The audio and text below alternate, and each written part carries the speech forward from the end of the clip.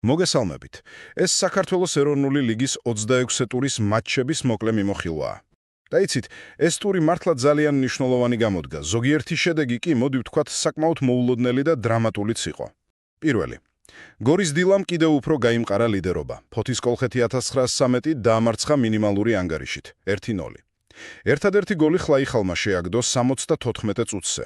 ხოდა ამ მოგებით დილა ახლა 59 ქულით პირველია, კოლხეთი კი სამწუხაროდ 18 ქულით ისევ ბოლო მეათე ადგილზეა. მეორე. აი ბათუმში კი ნამდვილი დრამა დატრიალდა. ადგილობრივი დინამო წარმოგიდგენიათ, ბოლო წამებზე დამარცხდა წყალტუბოს სამგურალთან, ანგარიშით 1-0. ჯანჯღავას გოლს 90+1 წუთზე ქაფიანიძემ უპასუხა, მაგრამ 90+5 წუთზე სებოლინიამ სამგურალს გამარჯვება მოუტალა. ვაუ! ამ შედეგით სამგურალი 26 ქულით მეშვიდე ადგილზე გადავიდა, დინამო კი 35 ქულით მეხუთეზეა. მესამე. თელამაშინ უბრალოდ გაანადგურა გაგრა 4-0. გოლები გაბიტაშვილმა, მარტინმა, ცნობილაძემ და დევდარიანმა გაიტანეს.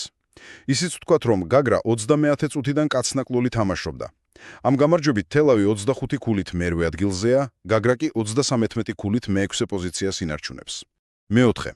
იბერია 1999, რომელიც ლიდერობას ეჭიდება, მნიშვნელოვანი ქულები დაკარგა. გარეჯთან ფრედ 1-1 ითამაშა. ამისულაშვილის გოლს 87 წუთზე პაპავამ უპასუხა.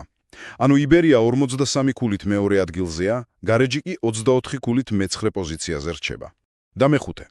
ქუთაისში ქართული კლასიკოც ფრედ დასრულდა 1-1. ტორპედო და თბილისის დინამო დაზავდნენ.